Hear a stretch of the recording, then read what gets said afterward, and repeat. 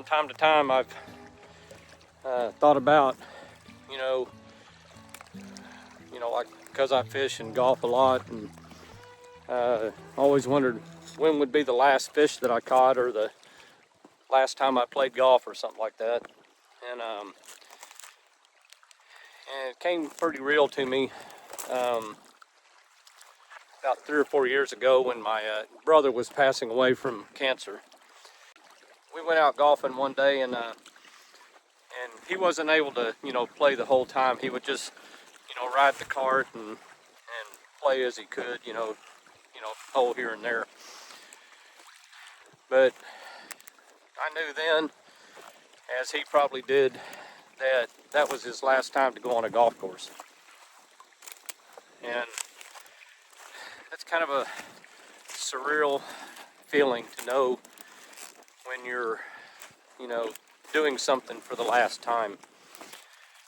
I had that same thing happen just the other morning when I was in my shop working. I opened up a new roll of deck cloth, and I buy deck cloth 2 rolls at a time, and they're 100-yard rolls. And I just finished one, and I was unpacking the packing list on it, and it shows that I bought it last June in 2025. And I thought, wow, I made that one last about 8 months. So here I was opening the other one that I had bought, and thinking, well, I'm retiring in August. This is probably the last roll of decking I'll ever buy. And I thought, it's the weird little things like that come to you, that you start thinking,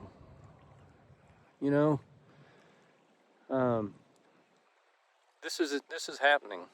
And it's kind of a eye-awakening to know that. Now I'm going to start thinking, well, am I going to know when my last piece of furniture that I upholster is? I don't know.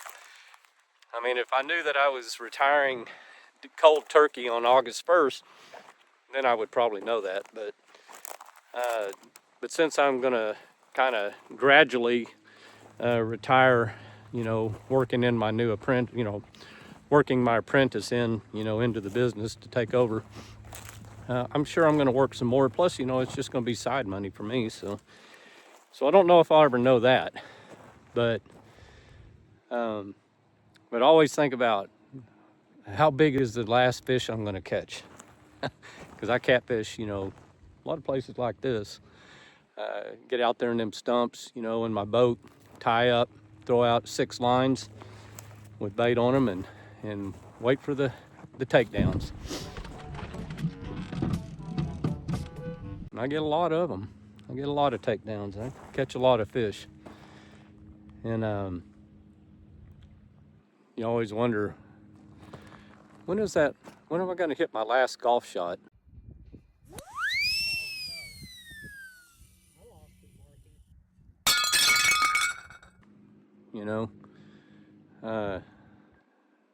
Silly little things like that. I hated losing my brother, and he was only 69.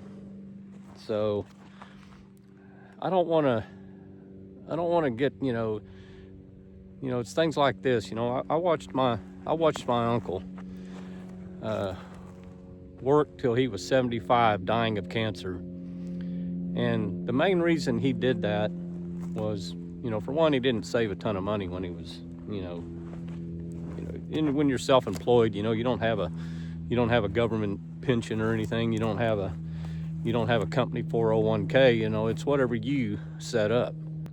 He had a little money, but not enough to, make a big difference. But he didn't also have a really expensive lifestyle. But one thing I did that I was happy for him is that at least he played a lot of golf.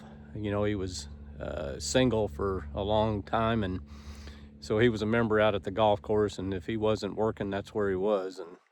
But yeah, he was working even while he was dying, and even his workers had made a contraption for him that helped him stand up so that he could, stand at the cutting table and cut. And that was just, I thought, man, what a waste. He never really got to, just stop. He was running a business that had like 8 or 9 employees, and all the hassles that come with that. And I thought, man, that's not how I want it to be for me. So I'm glad I'm retiring at 64. And like I said, I'll still work a little bit, but it'll be on my terms for play money. It won't be to survive.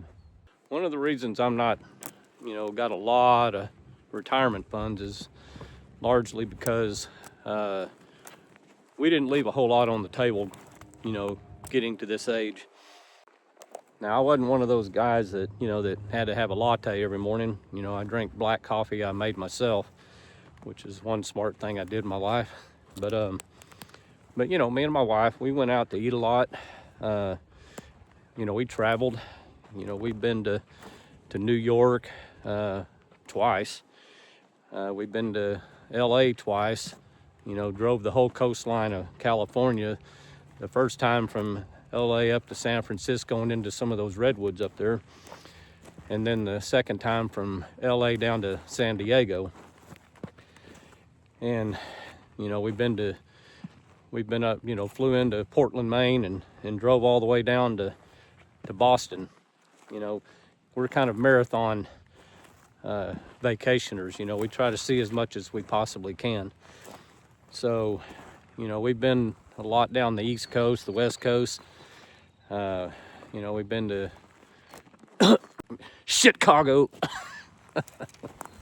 But yeah, we've been to New Orleans, we've been to Cancun, we've been to multiple times to Colorado. Recently had a trip to Arizona. Boy, what a treat that was, getting to see the Grand Canyon and a lot of Arizona. We were really shocked at how beautiful that state is. So if you live there, kudos to you. So, going into retirement, it's not like we've got about 50 things on our bucket list to take, to go and see and do, because we've been doing it, and I don't regret that at all.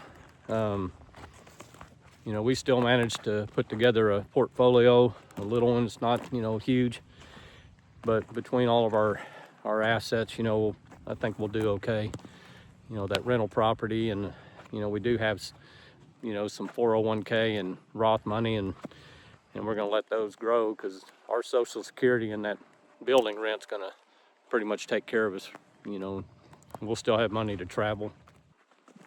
I know there'll come a time, and I don't know how, soon it would be, but I know there will come a time when I'll say this is the last time I'll ever do a job, in my vocation, whether, it's upholstering something or, working in a shop. So I know there'll come that time.